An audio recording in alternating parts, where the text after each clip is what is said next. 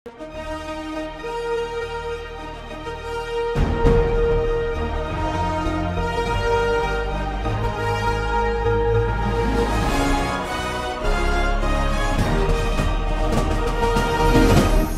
பார்த்து கொண்டிருப்பது உங்கள் ஜாஷ்வா டிவி. சகல ஜனங்களுக்கும் நற்செய்தி.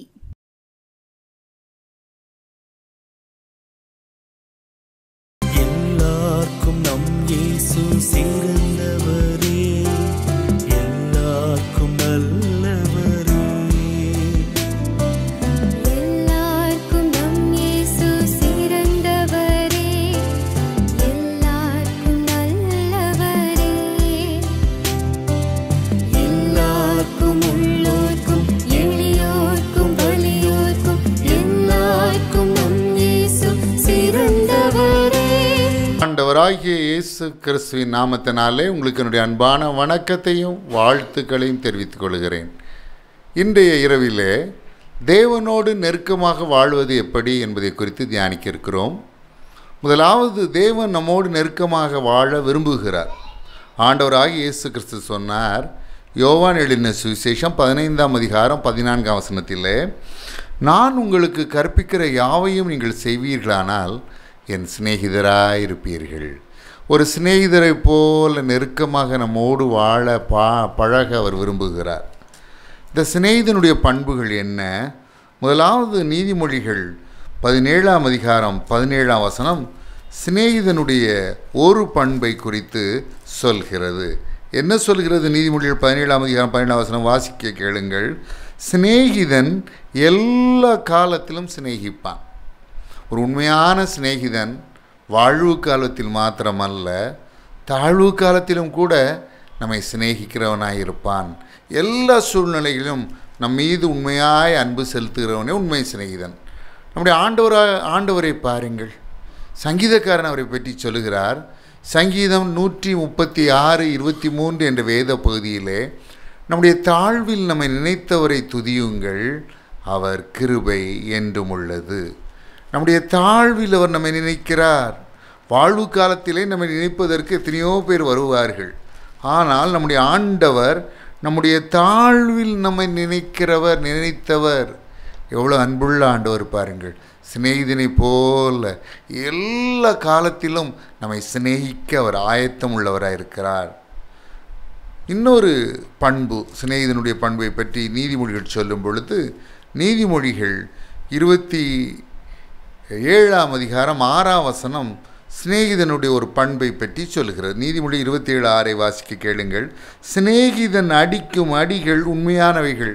தன்னுடைய சிநேகிதன் தவறு செய்தால் அவனை கண்டித்து தண்டித்து திருத்துறவனே உண்மையான சிநேகிதனாக இருக்க முடியும்.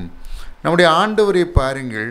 அவர் சில வேளைகளிலே நாம் அவருக்கு பிரியமில்லாத காரியத்தை செய்யும் பொழுது சிக்ஷைகளை நம்முடைய வாழ்க்கையில் அனுமதித்து நம்மை திருத்துகிற தேவனாக இருக்கிறார்.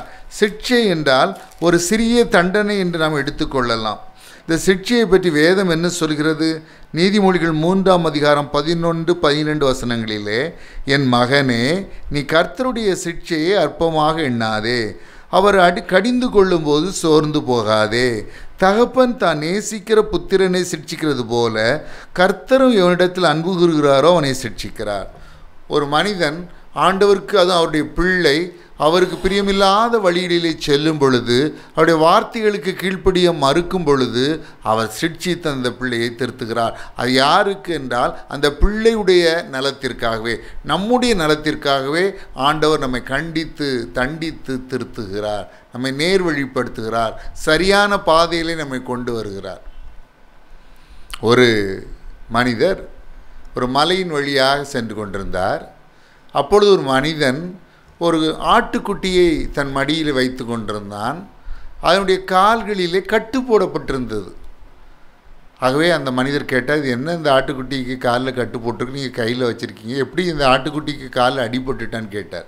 அப்போ அந்த மேய்ப்பன் சிரித்து கொண்டே சொன்னாராம், நான் தான் இந்த ஆட்டின் காலை முறித்தேன். இந்த ஆடு ரொம்ப குறும்புகார ஆடு, ஓடி ஓடி மலை உச்சியில் போய் ஓடிடுது, கொஞ்சம் விட்டால் பள்ளத்தாக்கில் விழுந்து அது அழிஞ்சு போயிடும்.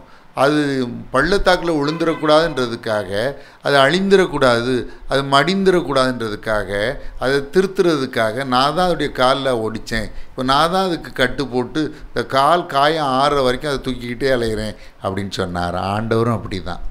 நம்ம அவரை விட்டு மோசமான வழியில் சென்று வேதனைகளை அனுபவித்து இறுதியிலே நரகத்தில் சென்று விடக்கூடாது என்பதற்காக சின்ன சின்ன தண்டனைகளை கொடுத்து நம்முடைய வாழ்க்கையை திருத்துகிறார். என் அன்பு சகோதரனே, என் அன்பு சகோதரியே, என் அன்பு வாலிப தம்பி தங்கைகளே, பெரியவர்களே, சிறு பிள்ளைகளே, நீங்கள் ஆண்டவரோடு நெருக்கமாக வாழ விரும்புகிறீர்களா? அவர் உங்களோடு நெருக்கமாக வாழ விரும்புகிறார். தேவனோடு நெருக்கமாக வாழ்வது எப்படி? தேவன் எப்படி ஒரு நெருக்கமான மனிதர்களாகி நம்மோடு வாழ்கிறார்? நீதிமொழிகள் 27ஆம் அதிகாரம் 9ஆம் வசனத்திலே சொல்லுகிறது, சிநேகிதன் நல்ல ஆலோசனைகளை கொடுக்கிறவன். ஆண்டவரும் நமக்கு ஆலோசனை கொடுக்கிறவர் தானே. அவர் சொன்னாரே சங்கீதம் 32:8, நான் உனக்கு போதித்து நீ நடக்க வேண்டிய வழியை உனக்கு காட்டுவேன், உன்மேல் என் கண்ணை வைத்து உனக்கு ஆலோசனை சொல்லுவேன். ஏசாயா 9:6 சொல்கிறது, அப்படி நாமங்களிலே ஒன்று ஆலோசனை கர்த்தா. ஏசாயா 48:17, பிரயோஜனமாக இருக்கவில்லை உனக்கு போதித்து நீ நடக்க வேண்டிய வழியிலே உன்னை நடத்துகிற உன் தேவனாகிய கர்த்தர் நானேன்னு சொல்கிறார். வலதுபுறமாவது இடதுபுறமாவது சாயும் போது வழி இதுவே, இதிலே நடவுங்கள் என்ற குரல் நமக்கு பின்னாக கேட்குமா. ஆண்டவர் நமக்கு நல்ல ஆலோசனைகளை கொடுக்கிறார். இந்த ஆலோசனை கர்த்தரிடம் வந்து நம்ம ஆலோசனை பெற்றுக்கொள்ள அழைக்கப்படுகிறோம். இந்த ராத்திரி வேளையில் எனக்கு சரியான ஆலோசனை கொடுக்க நபர்கள் இல்லையே என்று கலங்கி தவிக்கிறாயோ, தேவ பாதத்தண்டை வா, தேவ சந்நிதியிலே முழங்கால் படியுது, தேவனுடைய ஆலோசனைக்கு காத்திரு. உனக்கு தேவையான அனைத்து ஆலோசனைகளையும் தேவன் கொடுப்பார். அவர் ஆலோசனை கர்த்தா. கடைசியாக அது எப்படிப்பட்ட சிநேகிதனாக இருக்கிறாராம்? சிநேகிதனுடைய ஒரு பண்பை பற்றி ஆண்டவராய் இயேசு கிறிஸ்து சொல்லும் பொழுது, ஒருவன் தன் சிநேகிதனுக்காக ஜீவனை கொடுக்கிற அன்பிலும் அதிகமான அன்பு ஒருவரிடத்திலும் இல்லை என்று யோவான் 15ஆம் அதிகாரம் 13ஆம் வசனத்திலே சொன்னார். ஒருவன் தன் சிநேகிதனுக்காக ஜீவனை கொடுக்கிற அன்பிலும் அதிகமான அன்பு ஒருவரிடத்திலும் இல்லை. அன்பின் உச்சக்கட்டம், சிநேகத்தின் உச்சக்கட்டம் தன்னுடைய சிநேகிதனுக்காக தன்னுடைய ஜீவனையே கொடுப்பது. ஆண்டவரை பாருங்கள், ஆண்டவராகிய இயேசு கிறிஸ்துவை பாருங்கள், சிலுவையில் தொங்கும் அருமை இரட்சகரை நோக்கி பாருங்கள். 1 யோவான் 3:16 சொல்கிறது, இயேசு நமக்காக ஜீவனை கொடுத்ததினாலே அன்பு இன்னதென்று அறிந்திருக்கிறோம். அவர் நமக்காக ஜீவனை கொடுத்தார். யோவான் எழுதின சுவிசேஷம் 19ஆம் அதிகாரம் 34ஆம் வசனம் சொல்கிறது, சேவகன் ஒருவன் ஈட்டினால் இயேசுவின் விழாவிலே குத்தினான், இரத்தமும் தண்ணீரும் புறப்பட்டு வந்தது. தன் கடைசி சொட்டு இரத்தத்தை இயேசு சிலுவையிலே நமக்காக சிந்தினார். காரணம் என்ன? நம்முடைய பாவங்கள் மன்னிக்கப்பட வேண்டும், நாம் அவருடைய பிள்ளைகளாக மாற வேண்டும், நாம் கிறிஸ்துவுக்குள் புது சிருஷ்டியாய் மாற வேண்டும். 2 கொரிந்தியர் 5:17 சொல்கிறது, ஒருவன் கிறிஸ்துவுக்குள் இருந்தால் புது சிருஷ்டியாக இருக்கிறான், பழையவைகள் ஒளிந்து போயின, எல்லாம் புதிதாயின. புதிய சிருஷ்டியாய் தேவன் நம்மை மாற்றுவதற்காக நம்மை நேசித்தபடினாலே நமக்காக ஜீவனை கொடுத்தார். அவர் நமக்காக சிலுவையிலே பாடுகள் அனுபவித்து ஜீவன் கொடுத்து 3ஆம் நாளிலே உயிர்த்தெழுந்ததற்கு மற்றொரு காரணமும் உண்டு. வேதம் சொல்லுகிறது, மத்தேயு 8:17, இயேசுதாமே நம்முடைய பலவீனங்களை ஏற்றுக்கொண்டு நம்முடைய நோய்களை சுமந்தார். உங்கள் நோய்களோடு உங்கள் வேதனைகளோடு போராடி கொண்டிருக்கிறீர்களோ, சரீரத்திலே உபத்திரவத்தை அனுபவித்து கொண்டிருக்கிறீர்களோ, வியாதியினால் கஷ்டப்பட்டு கொண்டிருக்கிறீர்களோ, இயேசு உங்களுக்காக சிலுவையில் பலவீனங்களை ஏற்றுக்கொண்டு நோய்களை சுமந்தார். அவரை விசுவாசியுங்கள். நீ விசுவாசித்தால் தேவனுடைய மகிமை காண்பாய். காரணம் யாக்கோபு 5:15 சொல்கிறது, விசுவாசமுள்ள ஜெபம் பிணியாளியை ரட்சிக்கும். இயேசுவண்டை வா, உன் நோய்களை குணமாக்குவார். அது மட்டுமல்ல, வேதம் சொல்லுகிறது, ஏசாயா 53:4, மெய்யாகவே அவர் நம்முடைய பாடுகளை ஏற்றுக்கொண்டு நம்முடைய துக்கங்களை சுமந்தார். இன்னும் துக்கத்தினால் வேதனைப்பட்டு துக்கத்தை சுமந்து தாழ முடியாத துக்கத்தினாலே கண்ணீர் வடித்த நிலையில் இந்த நிகழ்ச்சியை பார்த்து கொண்டிருக்கிறீர்களோ, இயேசு உங்கள் துக்கத்தை எல்லாம் சிலுவையிலே சுமந்து விட்டார். சந்தோஷமாயிருங்கள், உங்கள் இருதயம் கலங்காதிருப்பதாக. கலாத்தியர் 3:13 சொல்கிறது, மரத்திலே தூக்கப்பட்ட எவனும் சபிக்கப்பட்டவன் என்று எழுதியிருக்கிறபடி கிறிஸ்து நமக்காக சாபமாகி நியாயப்பிரமாணத்தின் சாபத்திற்கு நம்மை நீங்களாக்கி மீட்டு கொண்டார். இனி ஒரு சாபமும் இராது என்று வேதம் சொல்கிறது. இயேசு சாபத்தை சிலுவையிலே முறித்து போட்டு விட்டார்.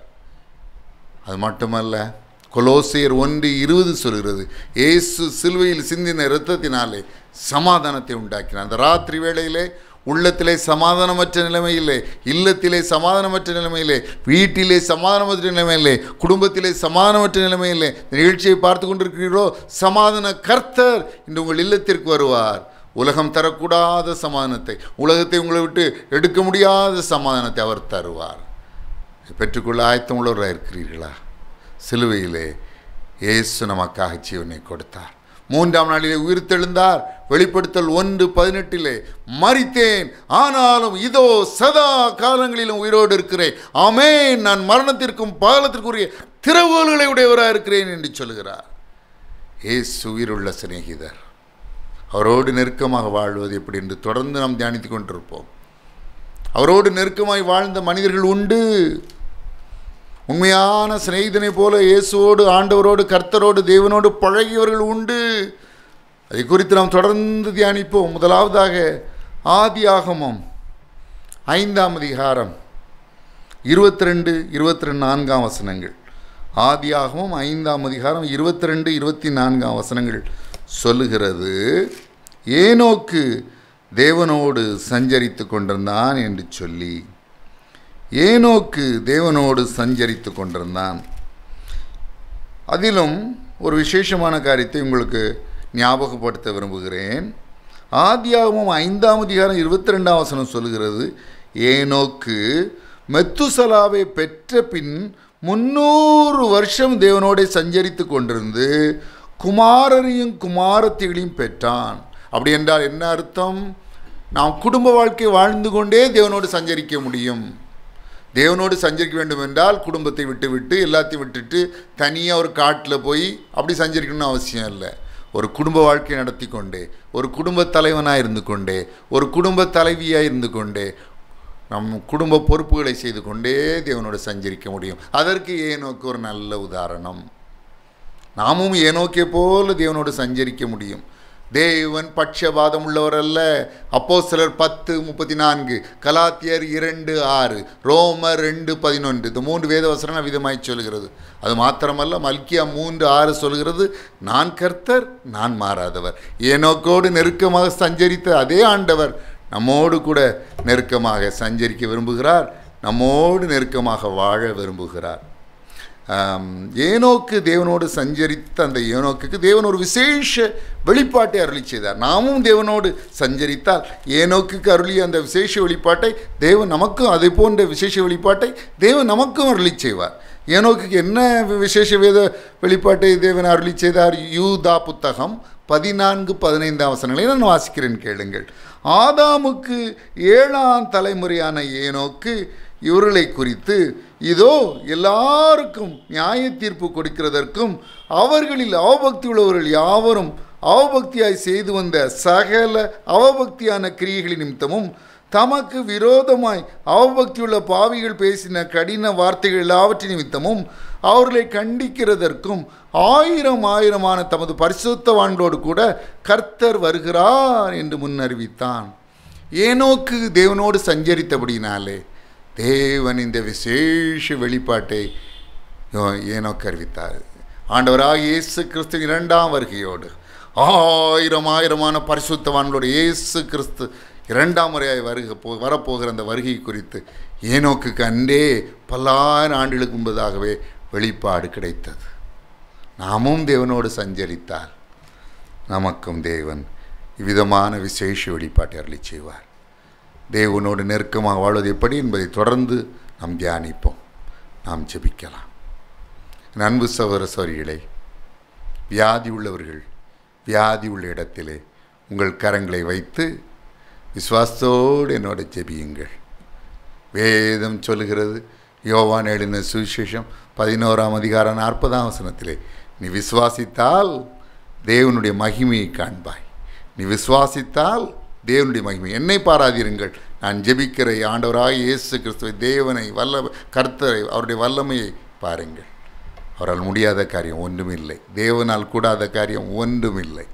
இதோ நான் மாம்சமான யாவருக்கும் தேவனாகிய கர்த்தர், என்னால் செய்யக்கூடாத அதிசயமான காரியம் ஒன்றுண்டோ என்று அவர் சொல்கிறார். இவ்வளவு நேரம் வேத வசனத்தை தியானித்தோம். இப்பொழுது உங்கள் அற்புதங்களுக்காக, உங்கள் சுகத்திற்காக நாம் ஜெபிக்க இருக்கிறோம். ஜெபிக்கலாமா? எல்லாரும் கண்களை மூடி, வியாதி உள்ளவர்கள் வியாதி உள்ள இடத்தில் கரங்களை வைத்து, மற்ற தேவையுள்ளவர்கள் உங்கள் இருதயத்திலே கரங்களை வைத்து என்னோடு சேர்ந்து ஜெபியுங்கள். நீ விசுவாசத்தால் தேவனுடைய மகிமையை காண்பாய். அன்புள்ள பரம தகப்பனே, விசுவாசத்தோடு ஒரு அற்புதத்தை எதிர்பார்த்தவர்களாய் டிவி பெட்டின் முன்பதாகவும் செல்ஃபோன் வழியாக யூடியூபிலே உட்கார்ந்து இந்த நிகழ்ச்சியை பார்க்கிற உடைய பிள்ளைகள் அனைவரையும் உடைய கரத்தலை தருகிறேன். குறிப்பாக முதலாவது வியாதி உள்ளவர்களுக்காக நான் ஜெபிக்க இருக்கிறேன். டைஃபாய்டு நோயினாலே அவதியுறுகிற உடைய பிள்ளையை குணமாக்கும். நன்றி இயேசு சுவாமி. நீர் அவ்வாறு செய்கிற கிருபைகளுக்காக நன்றி. முற்றிய மஞ்சள் காமாலை நோய்களை குணமாக்கும். அட்வான்ஸ் ஸ்டேஜில் இருக்கிற ஜாண்டிஸ் நோய், குடித்து அதனால் வந்த ஜாண்டிஸ் நோயை குணமாக்கும். பாவத்தை மன்னியும், குடியிலிருந்து விடுவியும், புது வாழ்வை அருளி செய்யும். நன்றி நன்றி. வேதமுத்து அன்பு சகோதரர் வேதமுத்து, உங்களுக்கு ஒரு நல்ல வேலையை ஆண்டவர் கொடுக்கிறார். அரசாங்க வேலைக்காக நீங்கள் முயற்சி செய்து வருகிறீர்கள். உங்களுக்கு ஆண்டவர் அரசாங்க வேலையை தருகிறார். நன்றி நன்றி நன்றி நன்றி நன்றி நன்றி நன்றி. ஸ்தோத்திரம். தேவ வல்லமை வீடுகளிலே இறங்குகிறது. தேவ வல்லமை வீடுகளிலே இறங்குகிறது. தேவ வல்லமை இதை பார்ப்பவருடைய சரீரங்களிலே இறங்குகிறது. தேவ வல்லமை இந்த நிகழ்ச்சியை பார்ப்பவருடைய சரீரங்களிலே இறங்குகிறது. நன்றி நன்றி நன்றி. அன்பு சகோதரி மேரி, உங்களுடைய கால்வலியை இயேசு குணமாக்குகிறார். உங்கள் சுகத்தை பெற்றுக்கொள்வீர்களாக. நன்றி நன்றி நன்றி நன்றி நன்றி நன்றி. பாக்கியவதி, உங்கள் சுகத்தை பெற்றுக்கொள்வீர்களாக. நன்றி இயேசு சுவாமி. நன்றி ராஜா. நன்றி கர்த்தாவே. நன்றி தேவனே. நன்றி அப்பா. ஹல்லேலூயா ஹல்லேலூயா. ஷோபாஸ்ரீ என்ற சகோதரி, ஹல்லேலூயா, உடலிலே அரிப்பு நோயோடு இந்த நிகழ்ச்சியை பார்த்து கொண்டிருக்கிறீர்கள். தேவ வல்லமை உங்களை தொடுகிறது. உங்கள் சுகத்தை பெற்றுக்கொள்வீர்களாக. நன்றி இயேசு சுவாமி. நன்றி இயேசு சுவாமி. நன்றி ராஜா. நன்றி கர்த்தாவே. நன்றி தேவனே.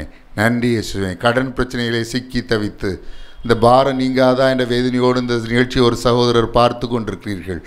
தேவன் உங்களுக்கு உதவி செய்கிறார். உங்கள் கடன்களை தீர்ப்பதற்கு உதவி செய்கிறார். நீ அநேக ஜாதிகளுக்கு கடன் கொடுப்பாய், நீயோ கடன் வாங்காதிருப்பாய். என் தேவன் தம்முடைய ஐஸ்வர்யத்தின்படி உங்கள் குறைவையெல்லாம் கிறிஸ்து இயேசுவுக்குள் மகிமையிலே நிறைவாக்குவார். வெளிநாட்டு வேலைக்காக, வெளிநாட்டிலே நர்ஸ் வேலைக்காக முயற்சி செய்து கொண்டிருக்கிற ஒரு சகோதரியை நான் காணுகிறேன். அன்பு மகளே, இன்னும் ஒரு மாதத்திலே உன்னுடைய விசா கிளியராகி நீ வெளிநாட்டிலே வேலைக்கு செல்வாய். தேவன் உன் ஆசைகளை, உன் விருப்பத்தை, உன் மன வாஞ்சைகளை நிறைவேற்றுகிறார். நன்றி. அவருக்கு நன்றியுள்ளவளாய் நீ இரு. நன்றி இயேசு சுவாமி. நன்றி இயேசு சுவாமி. நன்றி ராஜா. உடைய பிள்ளைகளுடைய தேவைகளை சொல்லி நீ நிறைவேற்றி கொண்டிருக்கிற தயவிற்காய் நன்றி. ஏராளம் தேவைகளோடு உடைய பிள்ளைகள் இருக்கிறார்கள் அப்பா. அந்த தேவைகள் அனைத்தும் நிறைவேற்றும். நன்றி இயேசு சுவாமி. நன்றி நன்றி நன்றி. ஸ்தோத்திரம் ஸ்தோத்திரம் ஸ்தோத்திரம். நன்றி இயேசு சுவாமி. நன்றி நன்றி. வியாதி உள்ளவர்களுக்காக நான் மீண்டும் ஜெபிக்கிறேன். இயேசு கிறிஸ்துவின் வல்லமுள்ள நாமத்தினாலே சகல வலிகளும் வியாதிகளும் சரீர உபத்திரங்களும் சரீரத்திலே காணப்படுகின்ற மிகுந்த வேதனைகளும் நீங்கும்படி கட்டளை கொடுக்கிறேன். நன்றி நன்றி நன்றி. ஹல்லேலூயா ஹல்லேலூயா ஹல்லேலூயா ஹல்லேலூயா. வேளையிலே தனக்காக ஜெபிக்க கேட்டுக்கொண்ட ஆலங்குளத்தை சேர்ந்த செல்வ ரிசோனா என்ற குழந்தைக்காக நாங்கள் ஜெபிக்கிறோம் இயேசு சுவாமி. அந்த பலவீனம் இனி அந்த பிள்ளைக்கு வரவே கூடாது ராஜா. உச்சந்தலை முதல் உள்ளங்கால் வரை அன்பு மகளுக்கு சுகத்தை தாரும். இனி ஒருபோதும் அந்த குழந்தை பலவீனம் அடையவே கூடாது. பெற்றோருக்கு வேதனையை கொடுக்கவே கூடாது சுவாமி. மனம் இறங்கும், மனம் இறங்கும். பெற்றோருடைய இந்த விண்ணப்பத்தை கேட்டு இந்த பிள்ளைக்கு 100க்கு 100 பரிபூர்ண சுகத்தை கொடுத்தரலும். இன்று கண்ட எய்ப்தியனை என்றைக்கும் காண்பதில் என்ற வசனத்தின்படி செல்வ அரிசோனா என்ற அந்த குழந்தைக்கு இனிமேல் எந்த பலவீனமும் வராத வண்ணம் காத்துக்கொள்ளும். நன்றி அப்பா. அவருடைய படிப்பை ஆசீர்வதியும். நன்றி இயேசு சுவாமி. ஹல்லேலூயா. படிப்பிலே குறைவுபட்ட குழந்தைகளுக்காக, ஞாபக சக்தியிலே குறைவுபட்ட குழந்தைகளுக்காக விசேஷமாக ஜெபிக்கிறேன். அன்பு தம்பி பெஞ்சமின், உனக்கு தேவையான ஞானத்தை கர்த்தர் தருகிறார். நீ படிப்பிலே முதலிடம் பெறுவாய். ஹல்லேலூயா. நன்றி நன்றி நன்றி நன்றி. ஹோ ஸ்தோத்திரம் ஐயா, ஸ்தோத்திரம் ஐயா. நன்றி அப்பா, நன்றி நன்றி. உடைய பிள்ளைகளின் காரியங்களை வெளிப்படுத்தி அவர்களுக்கு விடுதலை கொடுத்து வருகிறபடினாலே நன்றி நன்றி நன்றி. ஸ்தோத்திரம் ஸ்தோத்திரம் ஸ்தோத்திரம். ஹல்லேலூயா ஹல்லேலூயா ஹல்லேலூயா ஹல்லேலூயா ஹல்லேலூயா. மிகுந்த வறுமையிலே வாடிக்கொண்டிருக்கிற குமார் உங்கள் வறுமையை கர்த்தர் நீக்குகிறார். ஹல்லேலூயா. கர்த்தருக்கு நன்றியுள்ளவர்களாக இருங்கள். இந்த காரியங்கள் நிறைவேறும்போது கர்த்தருக்கு நன்றியுள்ளவர்களாக இருங்கள்.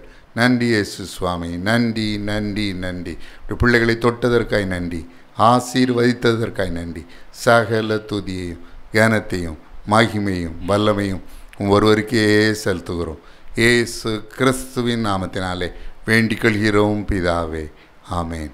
இதை கேட்டுக்கொண்டிருக்கிற, இதை பார்த்து கொண்டிருக்கிற அன்பு சகோதர சகோதரிகளே, நான் உங்களுக்காக ஜெபிக்க வேண்டுமானால் உங்கள் ஜெப குறிப்புகளை எனக்கு அனுப்பி வையுங்கள். நான் உங்களுக்காக ஆண்டவரிடம் ஊக்கமாக ஜெபிப்பேன். என்னுடைய முந்தைய கடந்த நிகழ்ச்சிகள் மூலமாக அற்புதங்களையோ ஆசீர்வாதங்களையோ பெற்றிருப்பீர்களானால் தயங்காமல் எனக்கு தெரியப்படுத்துங்கள். நாம் ஒன்று சேர்ந்து ஆண்டவரை துதிக்க, அவரை ஸ்தோத்தரிக்க, அவருக்கு நன்றி செலுத்த, அவருக்கு நன்றி உள்ளவர்களாய் வாழ அது எதுவாக அமையும். ஆண்டவராகிய இயேசு கிறிஸ்து தாமே ஆசீர்வதிப்பாராக. May God bless you.